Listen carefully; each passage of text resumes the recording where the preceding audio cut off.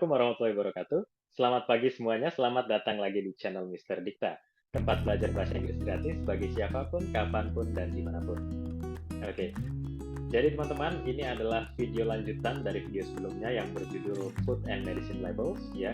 Dan ini adalah video part 2 atau part kedua yang akan fokus membahas tentang drug labels atau medicine labels, ya. Karena untuk food and drink sudah dibahas di video sebelumnya. Buat kamu yang belum sempat nonton video sebelumnya, silahkan tonton dulu, baru lanjutkan ke video yang satu ini. Oke, tanpa menunggu lebih lama lagi, kita akan langsung mulai pembahasan materinya. Oke, ya, di sini kita udah langsung disajikan dengan halaman awal, ya. Karena ini sebenarnya adalah satu slide, jadi tidak ada covernya lagi, ya. Langsung seperti ini tampilannya. Kita akan mengawali materi kita hari ini dengan pembahasan tentang elements of drug labels.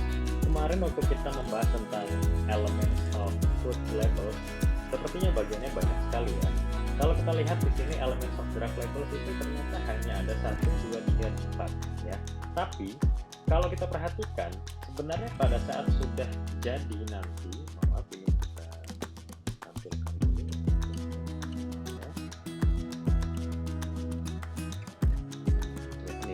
Ini ya, tapi nanti pada saat sudah jadi label seperti ini ternyata detail sekali, ya. Kenapa?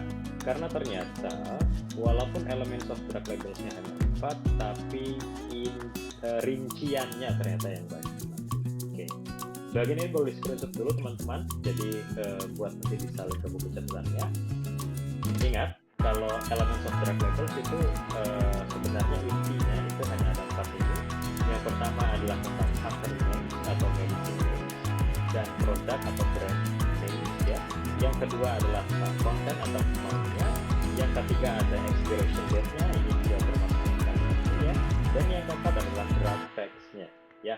Itulah nanti yang akan mengandung rincian yang banyak, ya. Sehingga nanti pada saat sudah jadi label sebenarnya cukup konflik di sini. Oke, ini adalah contohnya. Kalau kita perhatikan, ya, banyak banget ternyata isi. Yuk kita langsung bahas satu persatu. Oke, kita akan mengawali dengan membahas company atau produk atau brand names, ya. Seperti kemarin, cara gampangnya adalah company itu artinya perusahaan, sedangkan produk artinya ya produk, ya. Maksudnya apa? Silahkan dilihat di tabel berikut ini. Kalau company-nya misalnya Kalbe, ya, saya yakin teman-teman banyak yang sudah kenal ini dengan nama-nama perusahaannya, Kalbe, BNG, Soho, Konimex, dan segala macam, ya. Nah, ini adalah produk-produk merek-merek obat yang mereka produksi. Kalau misalnya Cerebrofit itu ternyata company-nya Kalbe, Enterostop company-nya Kalbe, Fix Formula 44 itu PNG, ya. Praxion itu Soho, Konimex memproduksi Konidin, Anamorphis, Konikan, dan sebagainya. Oke, gampang sekali bagian ini, silahkan diskusi saja. Lanjut. Nah, ini adalah yang perlu kita lakukan pembahasan, karena ini yang biasanya nanti sering sekali menipu pada saat kita sedang mencoba menjawab soal ujian. Di soal ujian biasanya akan ada pertanyaan, ada gambar misalnya seperti ini, ditanyakan. Pertanyaannya antara dua, ditanyakan medicine name-nya atau brand name-nya. Oke, ingat, kalau yang ditanyakan medicine name-nya, medicine name itu maksudnya adalah nama obatnya. Oke, sedangkan kalau brand name itu adalah nama mereknya. Nah, jadi agak berbeda, ya. Tapi kadang-kadang tuh ketuker gitu, ya. Sekarang untuk mempermudah, kita lihat dua gambar ini dulu, teman-teman, ya. Jadi ada yang pertama ada namanya Sunmol, yang di sebelahnya namanya Lanamol. Kalau kita perhatikan, secara brand name atau secara nama merek atau nama produk itu ternyata dia berbeda. Yang satu namanya Sunmol, yang kedua namanya Lanamol.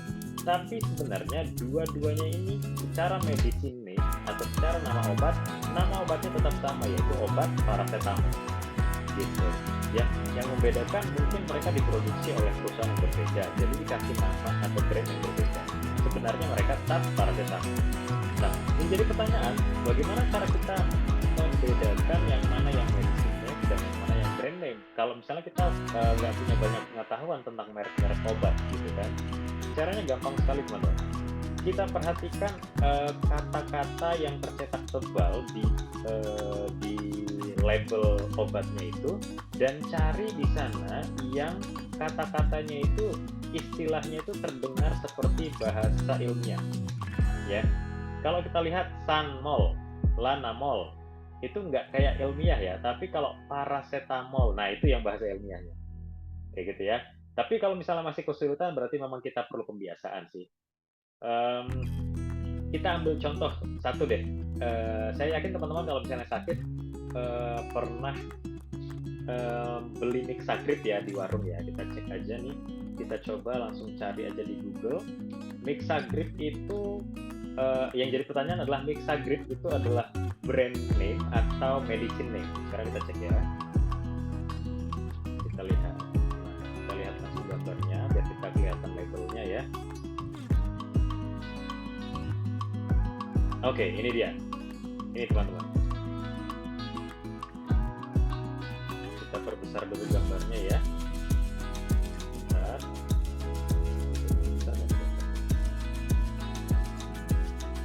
Oh, ini bisa nih. Oh, benar-benar kelihatan ya. Ini saya perbesar aja.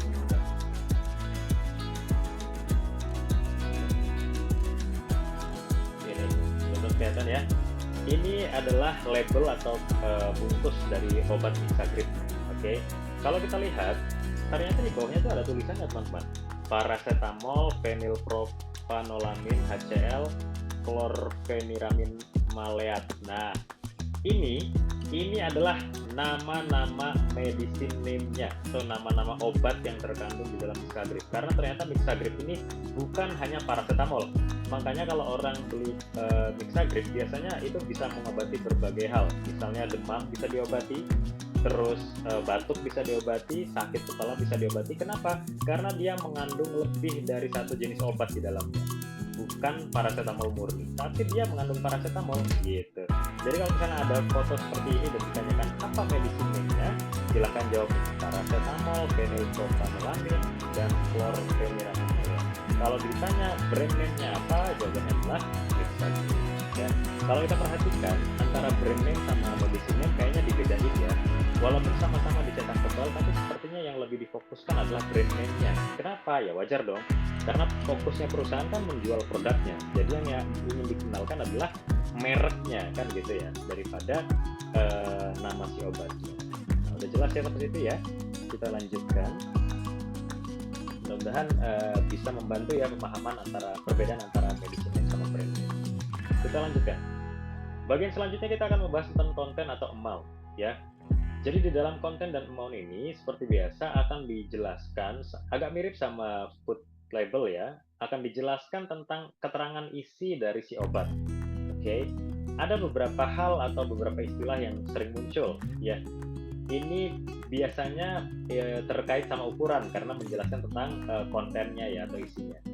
Yang pertama milimeter, atau fluid ounce atau FLOZ, kalau obatnya berbentuk cairan atau sirup.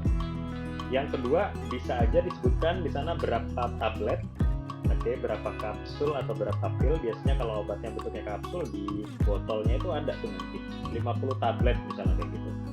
Untuk memastikan jumlahnya sesuai dengan yang dari pabriknya dengan yang diterima oleh customer. Yang ketiga patch. Nah, patch ini apa? Patch ini kalau misalnya obatnya itu berbentuk obat tempel. Obat tempel itu seperti apa? Pernah beli bye-bye fever? Kalau misalnya pernah beli bye-bye fever itu biasanya dia ada keterangannya satu patch gitu. Artinya di dalam satu kemasan itu hanya ada satu biji ya. Dia satu patchnya. Kenapa disebutnya patch? Karena sekali lagi obatnya obat tempel. Ya kan dia dibuka terus dikletek pengamannya terus langsung ditempelin kan. Yang terakhir miligram atau gram kalau misalnya obatnya berbentuk salep atau obat oles atau serbuk misalnya ya, boleh di-screenshot ya. Lanjut. Nah, ini dia. Ini adalah bagian yang ternyata di drug label atau medicine label itu mengandung detail yang sangat banyak. Oke. Jadi ada bagian yang namanya drug fact. Ini merupakan satu bagian yang sangat penting dalam sebuah drug label karena ini berisi penjelasan rinci tentang obat tersebut, mulai dari kandungannya, kegunaannya, bahaya penggunaannya, terus bahan-bahan yang ditambahkan di sana, ya. Jadi ini akan kita bahas satu persatu buat pemahamannya. Jadi di drug fact itu biasanya akan ada beberapa elemen ini. Yang pertama, active ingredients. Oke, active ingredients itu apa sih? Ini bentar kita geser dulu biar kelihatan ya. Active ingredients itu apa sih? Jadi active ingredients karena ada kata-kata active, ya, artinya adalah kandungan di dalam obat tersebut yang langsung berpengaruh terhadap proses penyembuhan. Sekali lagi, oke, active ingredients artinya adalah kandungan obat yang benar-benar langsung ada hubungannya sama penyakitnya. Oke, kenapa sih? Maksudnya gimana? Nah, supaya paham, akan langsung saya bandingkan sama inactive ingredients, ya. Jadi ada active ingredients dan ada inactive ingredients. Ya, ini perhatikan yang bagian A, sebentar. Bagian A ini active ingredients, yang bagian terakhir ini inactive ingredients. Jadi ada bahan aktif dan ada bahan tidak aktif. Bahan tidak aktif itu maksudnya gimana? Inactive ingredients itu kebalikan dari active ingredients. Artinya, inactive ingredients adalah bahan-bahan yang ditambahkan ke dalam obat itu tapi tidak berhubungan langsung dengan proses penyembuhannya. Contohnya seperti apa? Misalnya, obatnya adalah sirup, ditambahkan aroma jeruk. Aroma jeruk yang ditambahkan itu nggak ada hubungannya sama proses pengobatannya. Artinya apa? Walaupun aroma jeruknya nggak ditambahkan, si obat ini tetap bisa mengobati. Tapi karena mungkin supaya rasanya lebih enak atau target marketnya adalah anak-anak, jadi ditambahkan rasa jeruk, rasa strawberry dan segala macam, atau pemanis misalnya biar obatnya nggak terlalu pahit. Seperti itu. Udah mulai kebayang ya? Itu perbedaan antara active ingredient sama inactive ingredient. Lanjut. Yang B, ini ada bagian yang namanya purpose, ya. Di sini akan ada penjelasan tentang kegunaan atau apa sih yang akan dicapai atau didapatkan dengan mengkonsumsi obat ini. Biasanya di purpose ini langsung ditunjukkan penyakit-penyakit apa yang bisa diobati. Oke. Nah, kita lihat langsung contoh di sebelah kanan. Ini biasanya kalau nggak ditulis purpose, tulisannya adalah uses, ya. Usesnya apa? Relief heartburn, sour stomach, acid indigestion, katanya gitu ya. Jadi ternyata ini obatnya itu untuk menyembuhkan heartburn. Heartburn itu rasa panas di dada. Sour stomach, asam lambung. Acid indigestion sama sakit perut. Nah, berarti obat yang sedang kita lihat labelnya ini adalah obat lambung atau obat yang berkaitan dengan perut. Kayak gitu. Ya, itu bisa kita ketahui di bagian mana? Di bagian purpose atau uses. Oke. Nah, purpose dan uses ini biasanya salah satu muncul, ya, dan kalau yang lebih sering sih biasanya langsung uses. Oke. Jadi antara B dan C itu sama. Yang D, nah D ini adalah warning. Warning itu isinya apa? Warning itu biasanya pernyataan tentang bahaya dari penggunaan obat ini. Karena biasanya obat itu kan ada efek sampingnya gitu ya. Dan kadang-kadang kalau orang-orang tertentu mungkin memang ada yang istilahnya itu apa ya? Kalau dokter itu biasanya nyebutnya obat yang pantangan obat gitu ya. Artinya ada orang-orang tertentu yang memang tidak cocok mengkonsumsi obat tertentu kayak gitu. Nah, di warning ini biasanya itu dijelaskan. Termasuk kalau misalnya obatnya itu ternyata berbahaya untuk ibu menyusui dan ibu hamil atau anak-anak kayak gitu. Dia biasanya dijelaskan di warning. Kita lihat contoh warning di sini. Warningnya, ask a doctor or pharmacist before use if the child is recently taking a prescription drug. Artinya apa? Tanya dulu sama dokter atau farmasis itu apoteker ya, sebelum mengkonsumsi obat ini. Kalau anak yang mau mengkonsumsinya baru saja mengkonsumsi obat lain yang diresepkan. Nah, takutnya nanti kontrak dia, maksudnya kontradiktif sama si obat yang baru dia konsumsi kayak gitu ya. Nah, lanjut. Yang E itu ada direction. Direction ini adalah petunjuk penggunaan obat. Oke, kita lihat di contoh kita ini mana directionnya. Ini dia. Directionnya ada di bagian sini ya. Directionnya pertama, Intinya direction itu adalah tahapan-tahapan yang harus kita ikuti untuk mengkonsumsi obat tersebut. Ada juga misalnya di bagian direction itu dijelaskan, obat ini harus dicairkan dulu dengan 60 ml air misalnya gitu. Karena biasanya ada juga tuh obat walaupun di dalam botol, tapi bentuknya awalnya bukan sirup tapi masih bubuk. Kita kasih air sendiri, kita kocok, baru nanti dia berubah jadi sirup dan sirupnya yang kita konsumsi kayak gitu. Nah kalau di sini direction-nya adalah find the right dose on chart below based on weight ya. Otherwise use age katanya gitu. Artinya apa? Jadi temukan dosis yang tepat di tabel berikut ini sesuai dengan berat badan. Oh nih ya. Ternyata obat ini dikonsumsinya harus disesuaikan dengan berat badan atau harus disesuaikan dengan usia katanya gitu ya. Nah, jadi hal-hal seperti itu, petunjuk-petunjuk penggunaan seperti itu akan ditemukan di bagian directions. Oke, yang selanjutnya atau yang terakhir, ini adalah other information. Other information ini isinya adalah keterangan tambahan, misalnya seperti cara penyimpanan ya, atau keunggulan obat, atau bahan-bahan tambahan lain yang ada dalam obatnya ya. Nah di sini other information-nya apa? Ternyata dijelaskan each tablet contains calcium 160 mg, sodium free. Nah ini kelebihannya berarti nih ya, tidak mengandung sodium gitu ya. Terus ini ada nih cara penyimpanannya, store at room temperature, avoid excessive humidity. Jadi simpan di suhu ruangan tapi hindari kelembaban yang berlebihan. Jadi jangan disimpan di tempat lembab, maksudnya seperti itu. Ya, ini adalah isi dari drug facts dan ini merupakan satu elemen wajib dalam sebuah medicine label karena dia menjelaskan secara detail tentang obatnya, bagaimana mengkonsumsinya, bahayanya seperti apa dan lain-lain.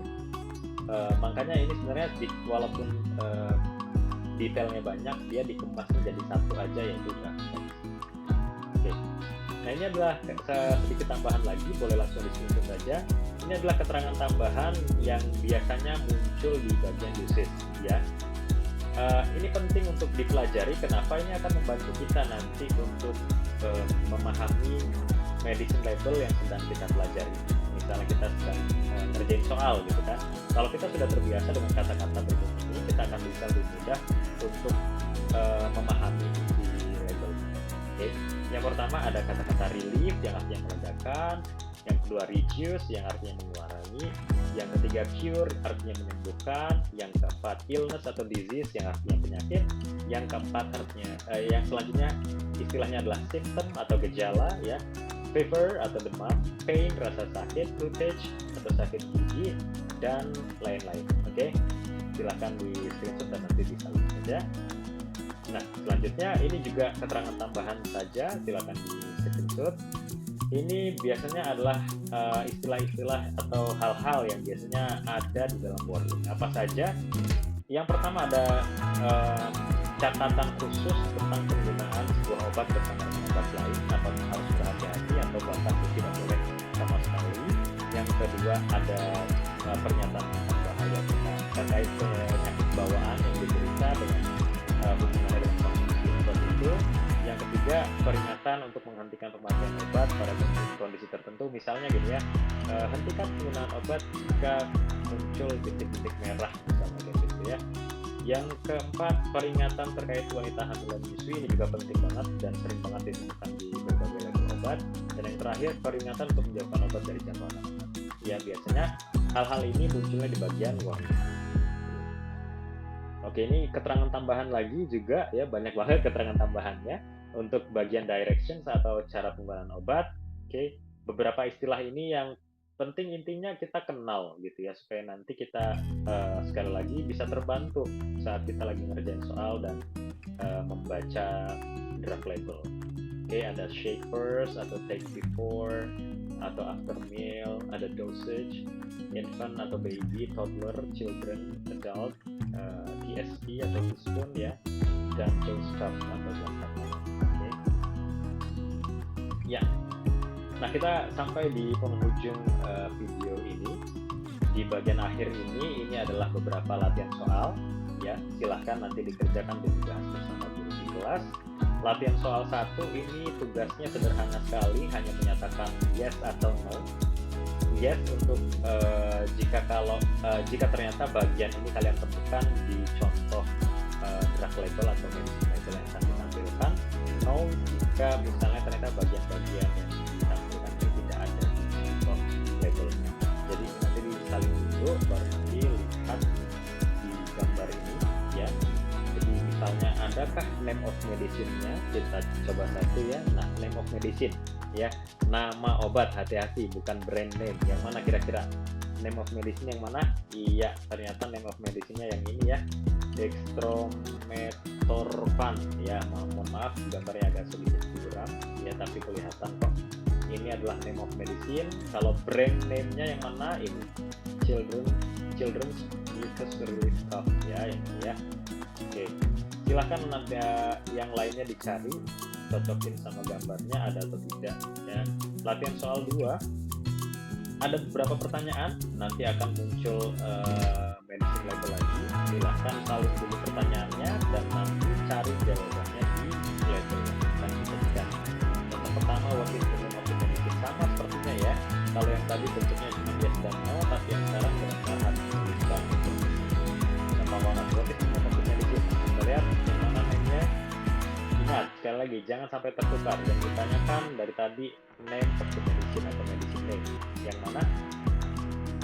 Oke, ya. Ternyata namanya adalah yang ini, ya. Antacid. Oke. Iya. Lanjut, ini adalah tugas akhir. Oke. Tugas akhirnya masih tentang ini apa? Oh, sorry. Tugas akhir ini gabungan ya, gabungan. Jadi ini sebenarnya bukan medicine label, tapi ini adalah drinks label karena ini tentang label susu ya.